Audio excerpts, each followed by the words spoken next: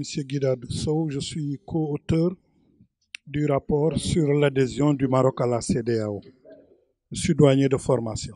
Oui, sur le plan politique, nous en avons noté peut-être deux ou trois. L'un des enjeux, c'est que le Maroc va essayer de réorienter la diplomatie de la CEDEAO en sa faveur. Ça fait partie des craintes que nous avons. On risque aussi de déplacer des problèmes extérieurs à la CEDEAO vers la CEDEAO. Sur le plan économique, les enjeux sont nombreux. Le Maroc est dans une forme d'économie totalement différente de celle des États membres de la CEDEAO. Je vous donne un seul exemple. Le Maroc a signé une 60aine d'accords commerciaux qui lui permettent d'avoir des matières premières au taux zéro, alors que cette forme de pratique est interdite au niveau de la CEDEAO. Le Maroc subventionne son économie, c'est interdit au niveau de l'UEMOA, ce qu'on appelle les aides d'État.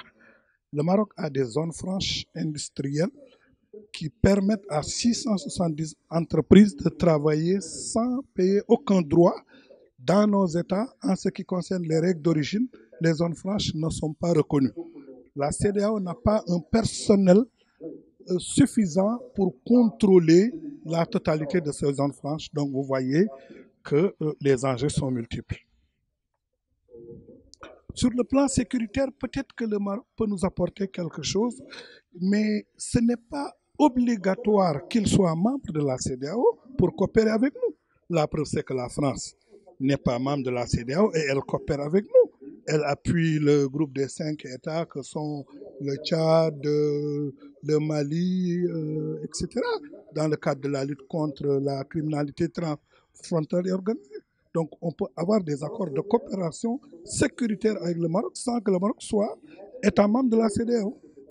Oui, nous, ce que nous faisons, nous pouvons résumer ça en une seule expression, sonner l'alerte.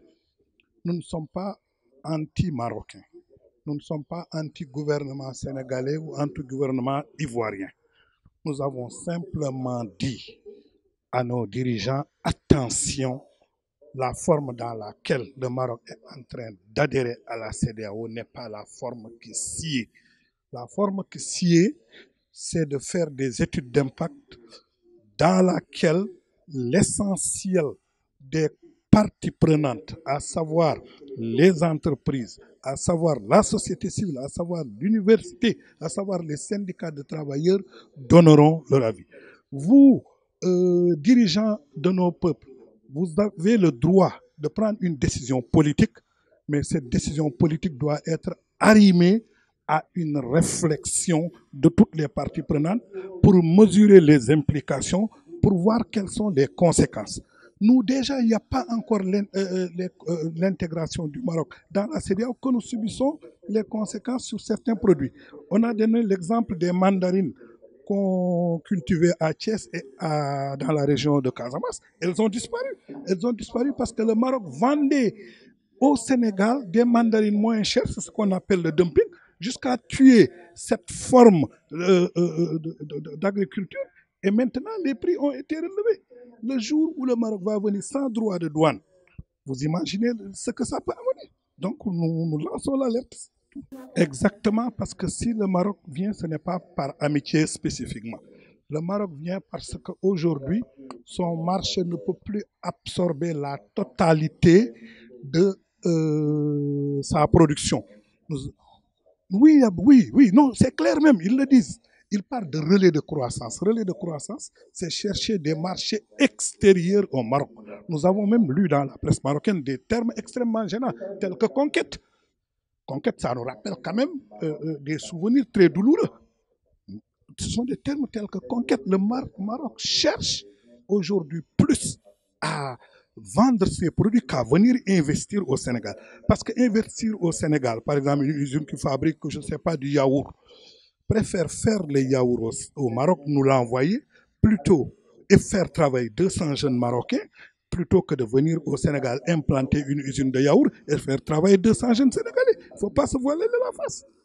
L'ouverture que le Maroc cherche à travers son adhésion dans la CEDEAO, c'est de placer ses produits. Ce n'est pas de venir investir.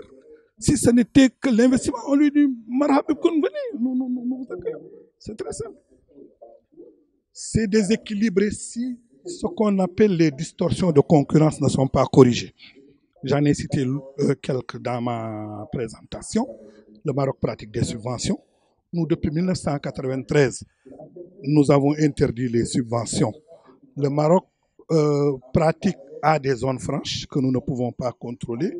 Le Maroc, aujourd'hui, a la proximité avec l'Europe, car 34 ou 37 entreprises des 40 plus grandes entreprises en France sont installées là-bas pour faire leurs produits et nous les envoyer. Donc, cela veut dire que le Maroc ne vient pas pour investir, le Maroc vient pour vendre ses produits. C'est aussi simple que ça. À nos gouvernements d'être vigilants. Nous sommes des lanceurs d'alerte. Nous ne sommes pas des opposants au Maroc, nous ne sommes pas des opposants au gouvernement du Sénégal.